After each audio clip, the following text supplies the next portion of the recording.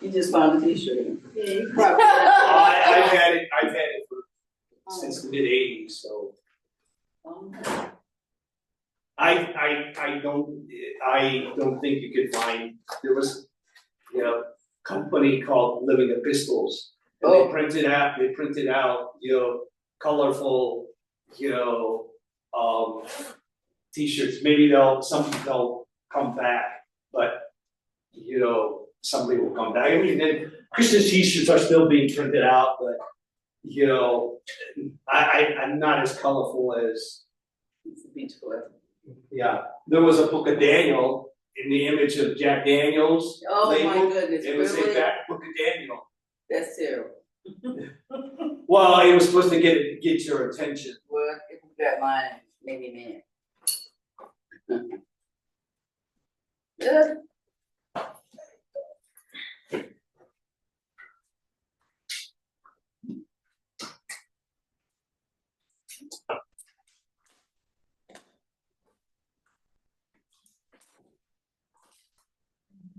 Hello. Hello. Good. Like that.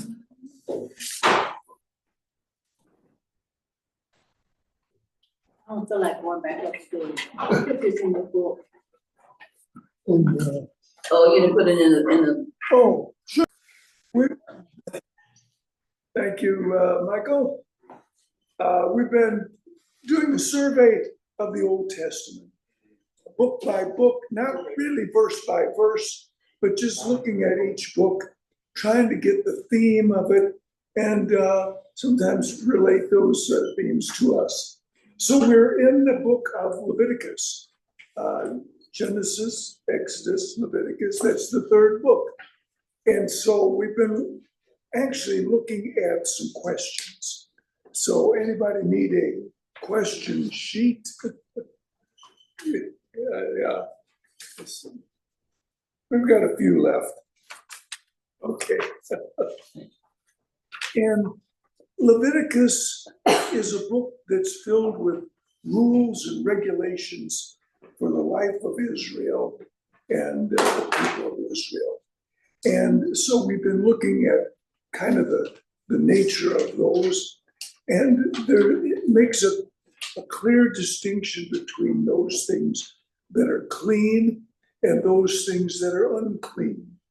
And it tells what kind of things they could eat, what kind of things they should touch, what kind of things they can do. And so, in a sense, we talked about how if they were unclean, the penalty was separation from other people. And so, in a sense, that cleanness and uncleanness kind of translates into what we understand as sin. Sin separates us from God. Anyway, one of the interesting aspects of the rules set down in Leviticus comes in chapter 13. And that's kind of where we left off last time. And it describes what is translated in this place in the New International Version as what? A swelling, a rash, infectious skin disease. The older versions translate that as leprosy. It's a Jewish word, tzarat, I don't know how to pronounce it exactly, but even the New International Version translates it as leprosy in some places. So that makes it an interesting thing because leprosy is something that exists today. And as I mentioned last time, we happen to have with us in the room this is true. The primary doctor that treats leprosy in this whole part of the country. And here she is. She happens to be my wife. And so she is a skin doctor, dermatologist, and has inherited a leprosy practice down at the University of Illinois, which raises the question, is the infectious skin disease or leprosy of the Bible, is that the same as what's now called Hansen's disease? What do you think? Really largely, but I, when it gets talking about houses and stuff, I don't know about that, you know? That's interesting also, I got a because question. Is it contagious? Yes, but not very. I mean, through what? What, oh, Touching air, or breathing, breathing? but only 5% of people are susceptible. So it's a certain immune system that's susceptible, and most of the family people don't get it from that person. Okay. That's it. So once they're on treatment, I don't wear a mask necessarily, or I do just routinely, but I'm not extra worried or anything. It's, yeah.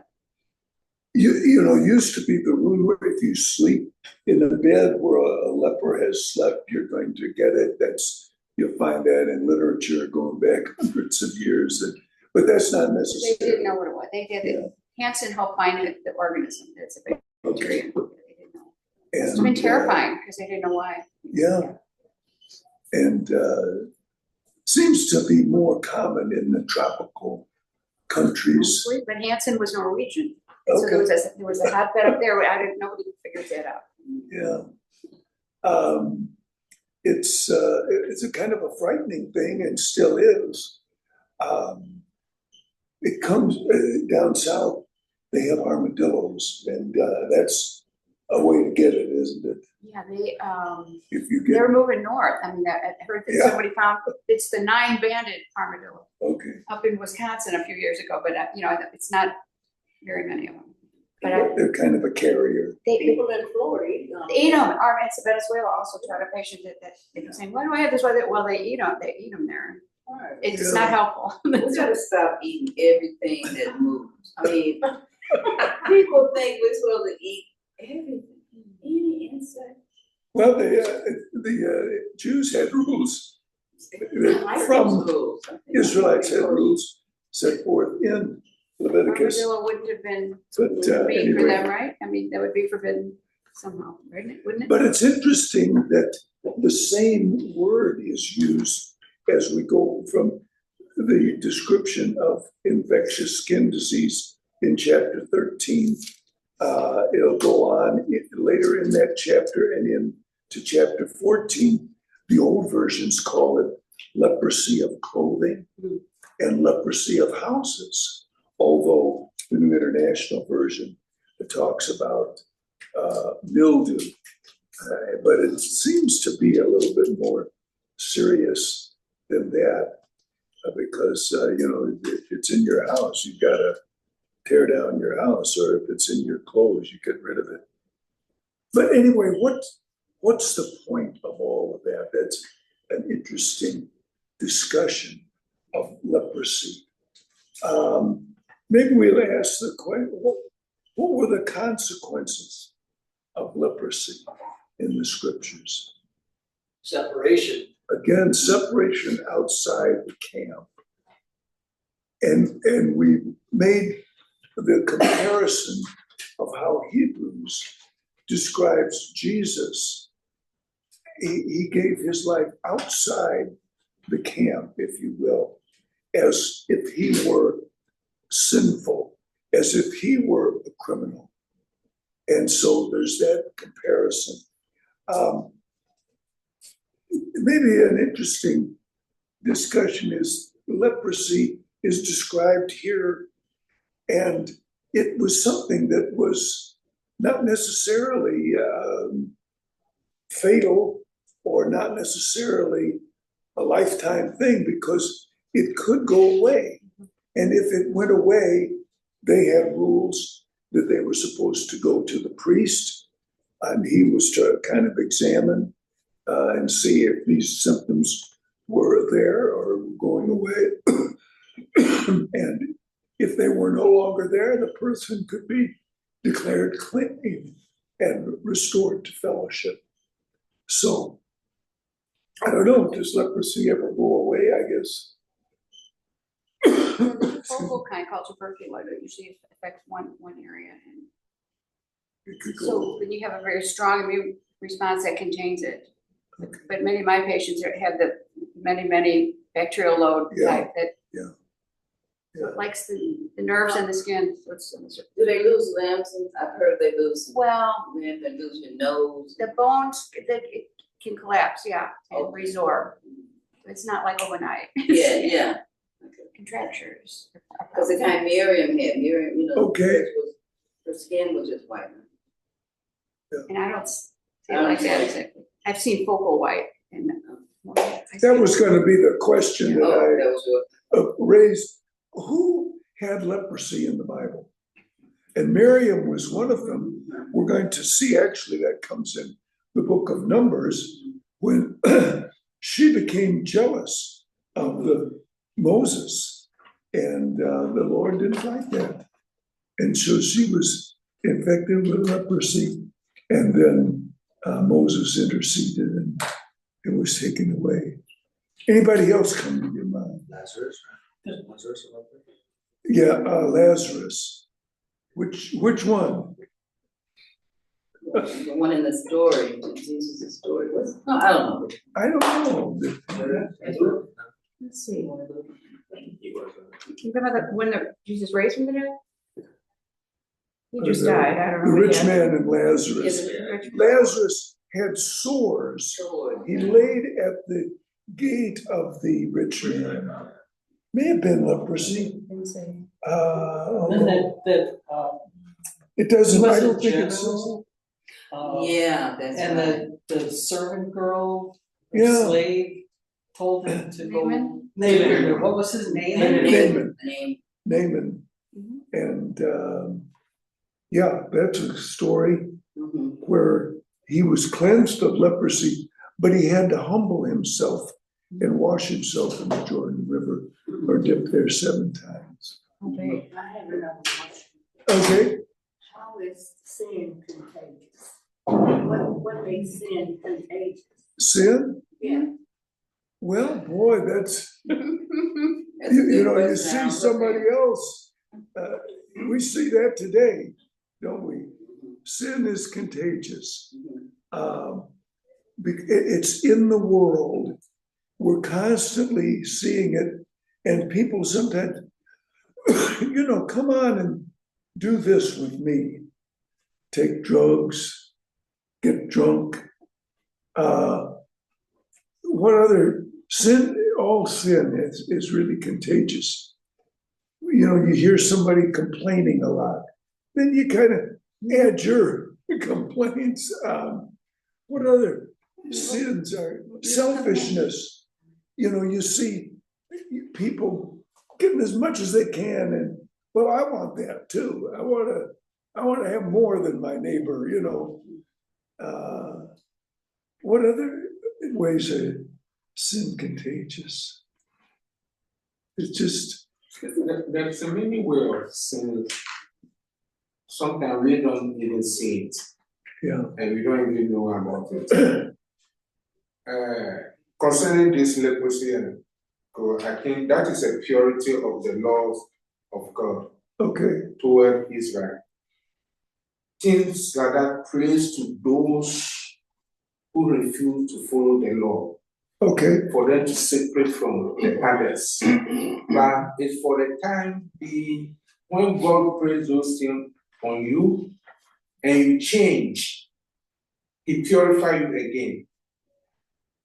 When you change your character, like Miriam, like this, when Moses prayed and asked for her forgiveness and those kind of things, and God forgive her, and she's clean, and she restored among the family. But nowadays, can we say that those who have those leprosy and those kind of things, they have those things because of sin? It cannot be. No, we don't know. Exactly. We don't know. We don't know.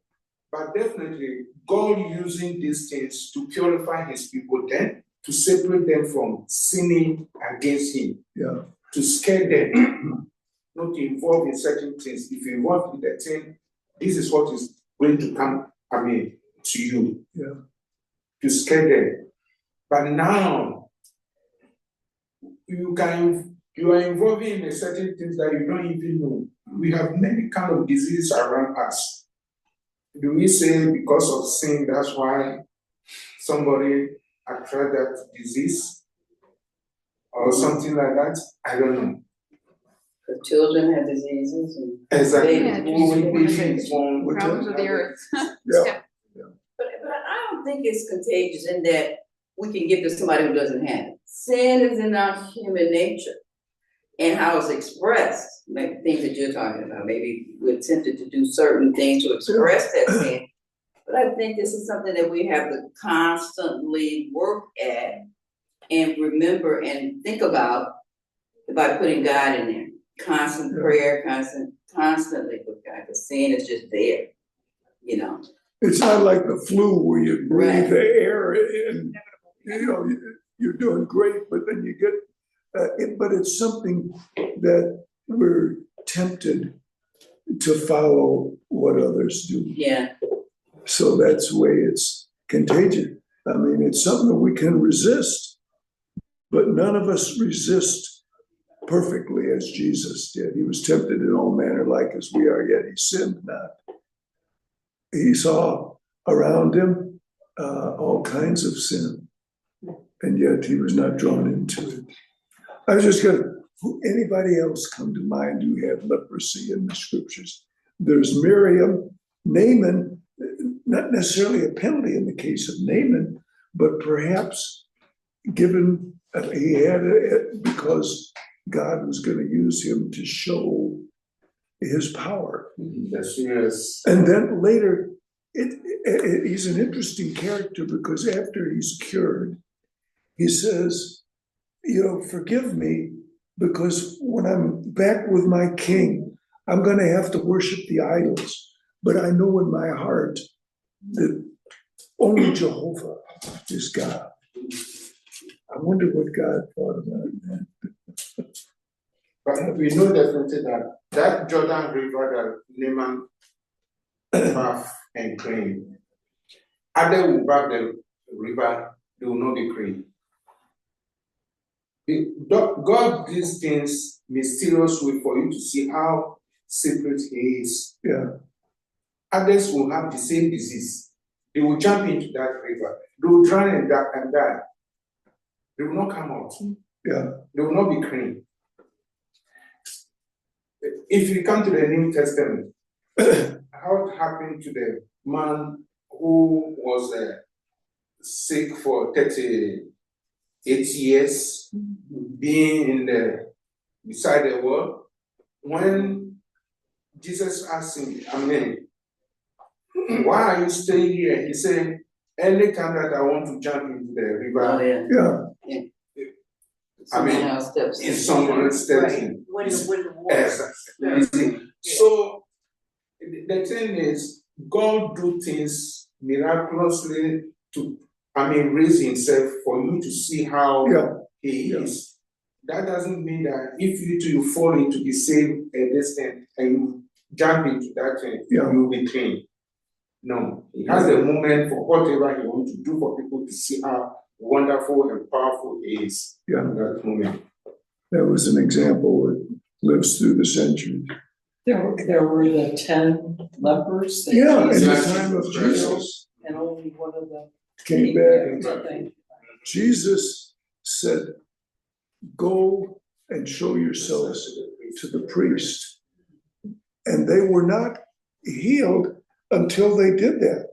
As they went, they were healed. If they just stood around like Naaman, if he hadn't done anything, he wouldn't have been cured. These people had to do something. They had to start on their way. Then they were healed. That kind of is the way that God works, doesn't he? He wants us to do something. He'll work with us, but not if we just sit in the chair and do nothing. He wants us to start, then he'll bless us. King Uzziah. King Uzziah is one. He reigned a long, long time, but he was doing some part of the offering. that it wasn't his job to do, Oh, that the yeah. priests, the Levites, should have done. The old version says, it appertaineth not unto thee, O Uzziah, to offer the sacrifice. So that's one in 2 Chronicles 26. Uzziah is also known as Ahaziah. Moses had leprosy as a demonstration to Pharaoh. Oh, He held out his hand and it was leprous, and he drew it back and it was purified as kind of a sign that God was with him. Then there were some others when Jerusalem was under siege and there was starvation in the city. There were some lepers that couldn't live within the city, and they found that the enemy had gone away. And then they said, well, we better tell somebody the good news. And, so they're held up as an example. If you have good news, spread it, even though they were separated from the camp. Because they collected some stuff first, right? Then they get their own stuff first. Well, they loaded up, Maybe we yeah. should say, after they got They had there. a meal. We're just people. Yeah. That's 2 Kings chapter 7. Anyway, Yeah. those are the examples that I ran into of leprosy, and each one is there to teach us something. So sometimes at our meetings, they give us, the Jewish doctors give a course on what they think is leprosy in the Bible. I've never been to it, but people throw out the word psoriasis. Psoriasis makes white scale on some people, Okay, but that's not easy to cure either. So anyway, Yeah. it's not contagious though. But it's What causes that? What? I know somebody who's suffering. psoriasis, I'll tell you later. Okay. Nobody knows. Oh, okay. anyway, it's one of those kind of mysterious things that runs through the scriptures, but it's interesting. So they had special rules for that. And then as we jump to the next question in Leviticus, and we jump forward to Leviticus chapter 17. Eating of blood is forbidden in that chapter. And verse 14. Okay. Yeah. Must drain out the blood and cover it with earth, because the life of every creature is its blood. Why is there a special rule applicable to blood in Leviticus? I think there are pagan connections to it. Could be. So maybe they need to separate from the pagan way of doing things to God's way of doing things. God says the blood is the life. And I'm trying to think about that. Maybe he wants people to focus that God is the source of life, and that life and death are things beyond human, to control things. Ultimately, we can delay death, but ultimately it's God that makes life. We don't know how to make life. There's life and death. I don't know. I just was thinking about it. By the way, have you seen the most recent stuff like that? What scientists say about life and death? Not always coming up with some theory that makes sense. I just say this because I was thinking about this. Recent research suggests the existence of a third state beyond the traditional definitions of life and death.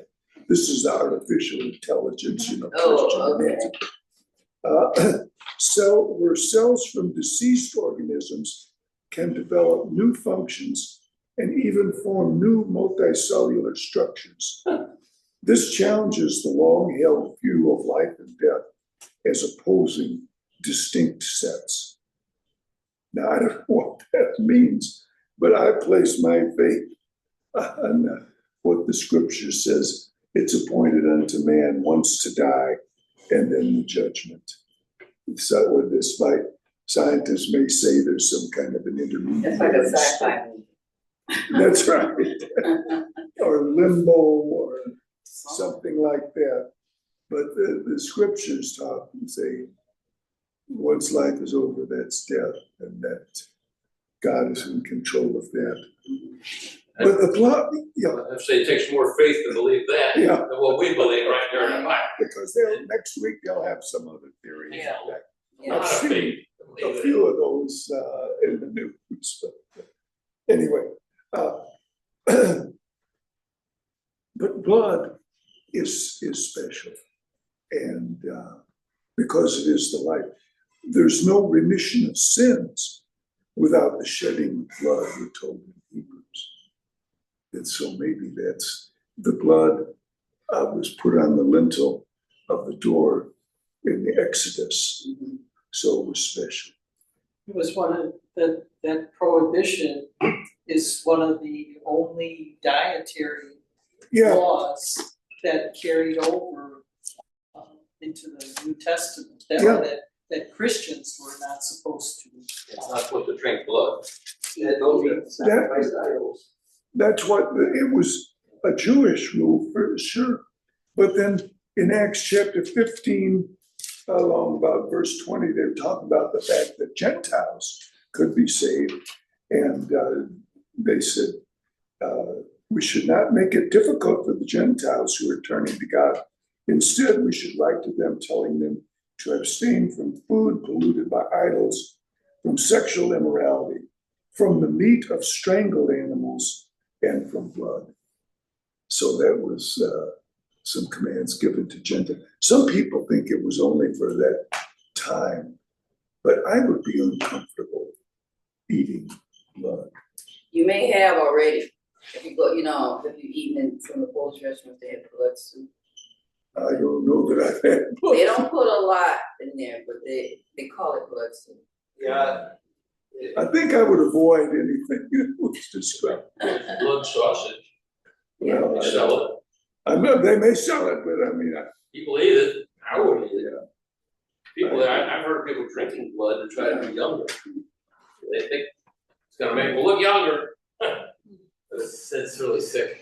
But it's pagans' way of celebrating your gods, things to your gods, if I put it that way. Let me come to we who come from that kind of genetic background. In my parents' house, when you kill a goat, you take the blood. When you take the blood, they will cook it and they will mix it with some of the meats. And those blood with the meats and how they will cook it like a stew and they share it to everybody. You see that in pagans' way, that is what they did things formally since. But God wants to separate him from doing things like that because blood is life.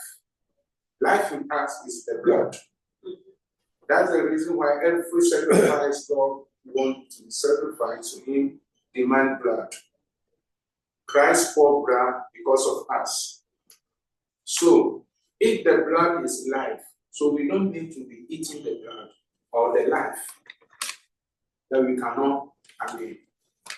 So you can see how pagans' way is. Right now, be a Christian. When I became a Christian, those kind of things that I'll be eating first. When I go home and then I eat those kind of things, I don't even want to touch it.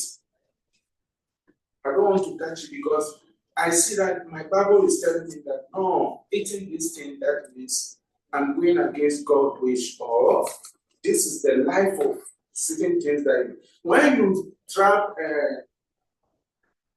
grass cutter, when you trap a grass cutter, it has become a very serious that when you trap a grass cutter or antelope, when you go there in the morning and you see the antelope is dead, then now how are you going to do it?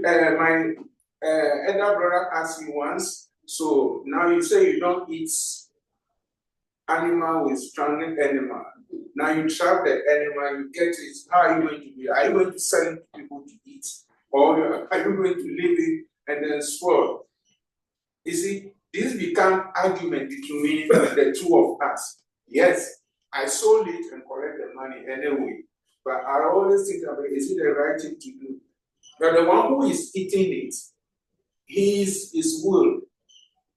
That is what he always enjoy. You don't have a problem with it. So if I sell to him and collect my money, that I don't eat that kind of things, then what is wrong with it? A man offended God anyway. You see? What's the grass cutter? Is that the goat? Yeah, we don't know. The what? Squirrel. Squirrels? Oh, grass cutter. Okay. So. Because I know goats use. You eat some before, right? They You eat some before. I haven't had it Squirrel. yet. don't eat them. Stop. We don't have to eat the little squirrels. Come on now. They call that when you find an animal, like already dead, you know what I'm saying, on the ground or whatever. So those It's- kind of that's- things, we- right? We call that roadkill. Yeah. And the animal has not been strung up to bleed. So therefore, everything inside of it is bad because the blood has. If they just hit it with their car, you're saying, I've heard of people, especially in Alaska. Yeah. They take, Grab it. they eagles. Not if it's been there a week. Anyway, But you shouldn't, I've had both I killed would deer say so. twice. right. you've had what? Both killed deer twice. I've eaten it. I don't know how my friends, dissected it, so I can't answer that question. Everything has to be strung up and so that, But I know they got it. Anyway. The Vegetarian. Israelites, they found a dead animal for any reason, they weren't supposed to touch it, and if they happened to brush up against it, This, they were this is unclean. last- Had to, It's a rat. Oh, it's a rat? Yeah. Oh. That's a rat. Come on now. Oh, my goodness. Oh. a big one too. Yeah. Like a rat. you never know what you learn in Be here. careful. I have had it. Don't eat it. Anyway, There's a difference between city rats and field rats. We have city rats. They eat garbage. I guess something started. Oh. That's a big rat. Now we're going all off. Anyway, we better, so blood is sacred. What, anyway, we'll go on. Question 11. They had laws of consanguinity.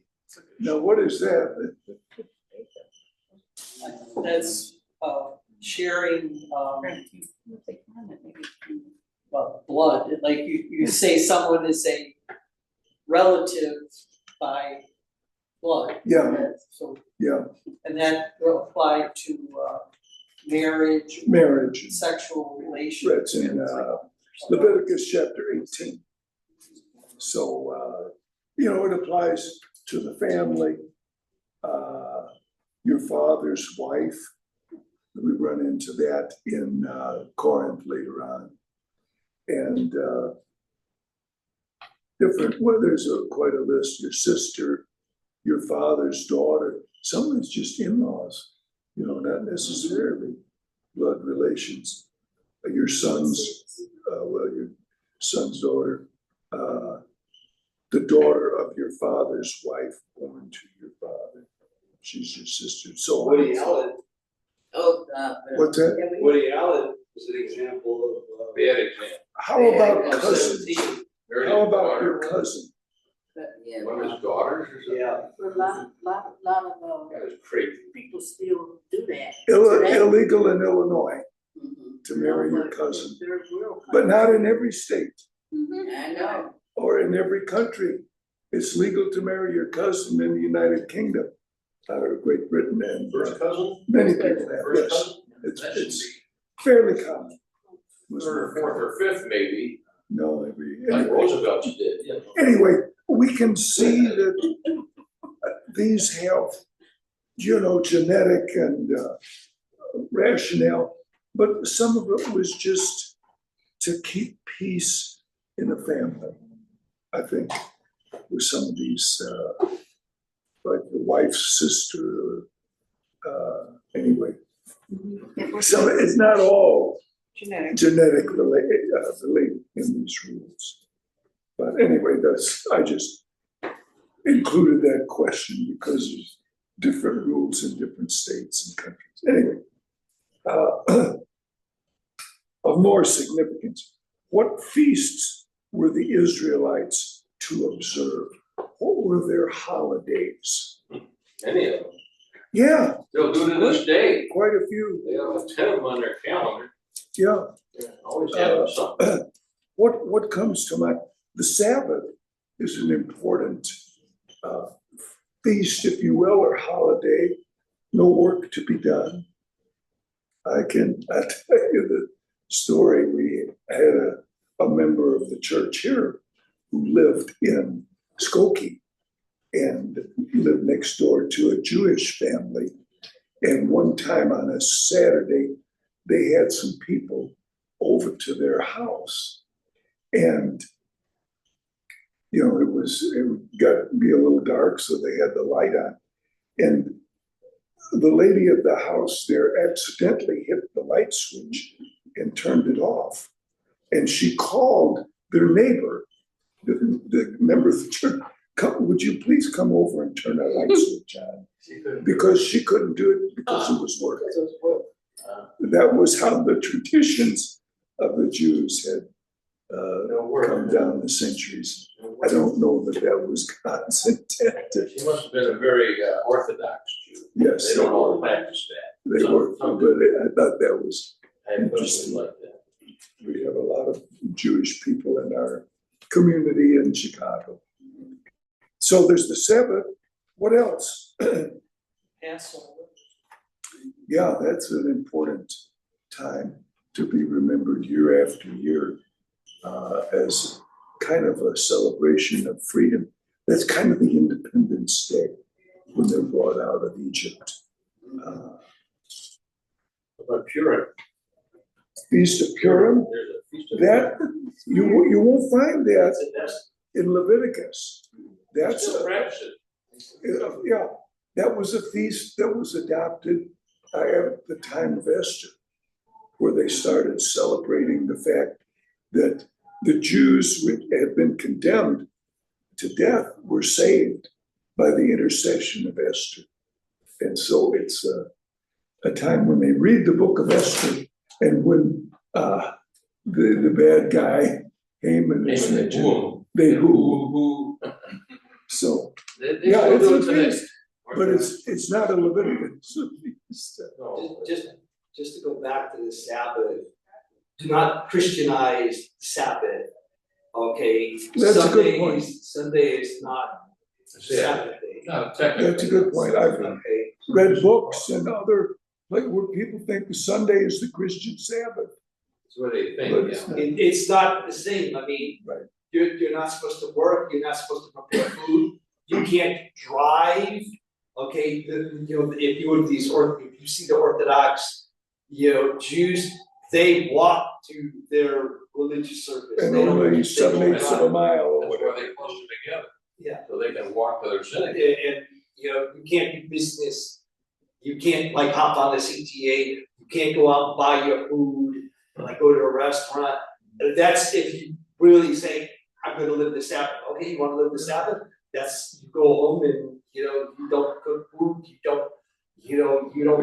don't take public transportation, you don't go to the store, you don't go to a restaurant. Dan, well, a lot of us remember a woman who was uncomfortable going to restaurants on Sunday, remember? Well, yeah, they used to be closed. Oh, yeah, Sunday. Most restaurants were closed in Chicago when I was growing up. Many stores, yeah. And the big retail stores were closed too, like Sears and Words, which are no longer here. But they didn't open them. Should we treat I wish someone. Sunday as a special day? Yeah. What do you think? It's special because we come together to worship God. That's the main thing that's special about it. Yeah, Paul says if you believe in a special day, you'll respect your brother, you're to respect that. If your brother believes in a special day, you're to respect that, Yeah. okay? I think Sunday is a day that you can use, not just when we're together, but other parts of the day as a time of reflection and dedication. One Christian tradition was you didn't engage in entertainment on Sunday. Yeah, It was pretty much TV. for serious things, serious reading and so on. But Yeah. now, much of that has gone away. Of course, in the New Testament, a lot of those people had to work. I mean, they didn't get Saturday and Sunday off under the Roman Empire. No weekend. They had to work, and they would maybe come to church service late when work was over. That's why one night Paul preached till midnight. And but anyway, we're blessed that we have the opportunity to maybe treat Sunday in a special way. I'm sure, maybe not every country has Sunday off. Well, we used to have the, second service Yeah, we used to meet Sunday evening. That's, for those that didn't make it. I wish we still did. When I was growing up in the sixties, Sunday was usually a day of worship, study, and rest. We go home and take a nap Okay. every Sunday. Yeah, I've done that That was a the way few it was. We times. didn't have any all-day program. Now that changed in the seventies. Yeah. And then we started going out during the day and doing things, so that totally turned it around. I think that was a better way to do it, than Yeah. going home and taking a nap. The nap was punishment. The way it was. A couple of businesses, I was searching for a replacement zipper this morning, because just to see where I could find one, because some of the places have closed down. Hobby Lobby's closed on Sunday, and Chick-fil-A, I guess. Probably that's a statement of some That's sort. a lot of people, that's kind of controversial at Chick-fil-A. Some people say that's bad, some people say that's great, that they close them. They get a lot of That's so, marketing. that's so his workers can go to worship. Yeah, He doesn't want them to have to miss church. Yeah. That's a good thing. I think we should honor that. I agree. There are More businesses small- should do that. Small Christian businesses in the city, the Vietnamese, nail stores, fast food restaurant, there's by the red line on Wilson, Hing Wan, they do not open up on Sunday. Okay, they want their employees to be, involved in the church service.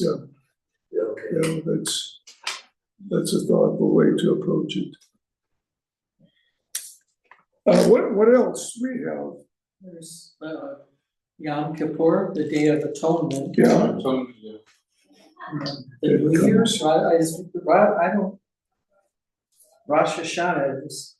New Year, That's That's the what it is. New Year. yeah. Is that in here? I don't see No, it. it's not in the 23rd chapter. What about the Feast of Booths? Yes, 20, That's probably in there. yes. Feast of That's Booths. called They still set up Tabernacles. tents today. that was when they would spend time out of doors in recognition of the fact that they wandered in the desert and that the homes that they had weren't permanent. Temporary. It was a reminder. What just was, my Alto friend, they had some kind of shelter, they'd move out into the backyard. Yeah, that's what, Yeah. They still That's set them up in backyards up in Skokie. Yeah. People go out there and sleep at night. yeah. Yeah, I've seen them. The Feast of Tabernacles or Booths, it's called, I'm seeing it. to remind people. The other Camping together. Feast of Trumpets. Trumpets. Pentecost, of course, is a feast at first harvest. We read about that in the New Testament. Is that the same as the Feast of Wheat? Where you bring the Yes, sheep? yeah, I think so. First of the month was a special time, Feast of Trumpets, it's called. I don't know if that I don't know if that's because they owed the landlord, but anyway, I don't think so. It's on the 7th month, the first day of the month. Is it just the one time? Which was it? The trumpets. Okay. It was Okay, every month? yeah, let's see. Verse 22? Yeah, just the 7th. That's the new year. Get them mixed up, They have different names. Yeah. yeah. So Master trumpets. anyway, there were plenty of holidays throughout the year to remind them of what God had done for them. And because we celebrate that every first day of the week. There's the feast of the year of Jubilee. What's that? Everything, That's in everything chapter is restored, 25. goes back to the original. Yeah, Slaves are released, the land goes back to the original, tribes. kind of to restore things the way that they had been initially allocated and set up. Reset. And you could buy property, but your purchase price would be based on how many years to the year of Jubilee when it would go back to the original owner. I don't think they practice that anymore.